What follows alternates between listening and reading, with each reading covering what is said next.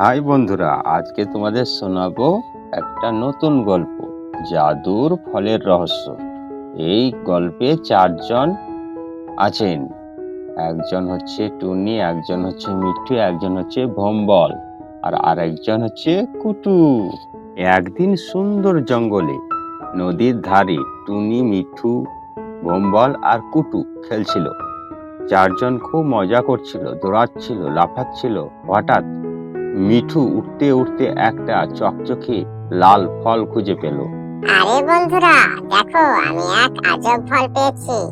এটা কি চকচক করছে? আরে বাহ, এমন ফল আমি আগে দেখিনি। কোথা থেকে পেলি? ওই বড় গাছের নিচে পড়েছিল।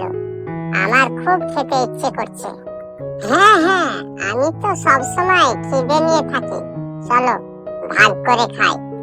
না না, আগে দেখা দরকার এটা কোন ফল, যদি বিষাক্ত হয়। ঠিক তখনই হঠাৎ করে ফলটা নিজে থেকে কথা বলে উঠল। সবাই অবাক। ফল বলল, ভয় পেও না, আমি জাদুর ফল। আমাকে যে খাবে সে এক আশ্চর্য শক্তি পাবে। বাহ, তাহলে আমি প্রথমে খাবো। না না, আমি তো প্রথম পেলাম, আমিই খাবো। না, আমাদের আগে জানা দরকার এর জাদুর শক্তি কি। ঠিক বলেছ, আগে সাবধানতা দরকার। ভম্বল কারো কথা না শুনে ফলটি খেয়ে ফেলল। খাওয়া মাত্রই সে বাতাসে ভেসে উঠল। আরে আরে, আমি উঠছি, আমাকে নামাও। হা হা হা, ভালুকের পাখা গজিয়েছে, কি মজা। এটা তো বিপজ্জনক। দাঁড়াও, আমাদের কচ্ছপ মামার কাছে যেতে হবে। সবাই মিলে দৌড়ে কচ্ছপ মামার কাছে গেল। কচ্ছপ মামা তখন নদীর ধারে বিশ্রাম নিচ্ছিল। সবাই গল্প শুনিয়ে বলল, কচ্ছপ মামা, ভম্বল একটা জাদুর ফল খেয়ে উড়ে যাচ্ছে, কি করব? ও, এটা হলো জাদুর ফল।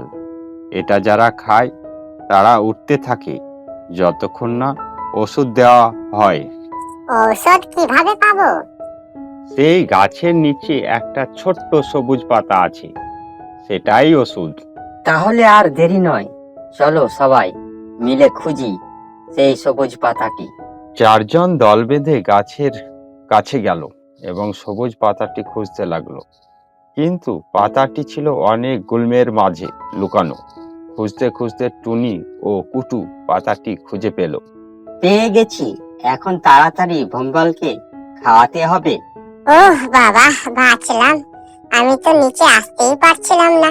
বুঝলি তো অজানা ফল খাওয়ার কি গুণ। এবার থেকে অজানা কোনো কিছু খাবি না। সত্যি, এবার থেকে সাবধানে থাকবো।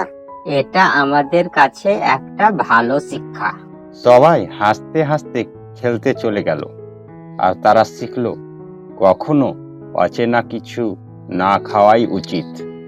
এই ছিল আজকের এই গল্পটি। বন্ধুরা, তোমাদের কেমন লেগেছে? ভালো লেগে থাকলে একটা লাইক দিও আর চ্যানেলটিকে সাবস্ক্রাইব করে নিও।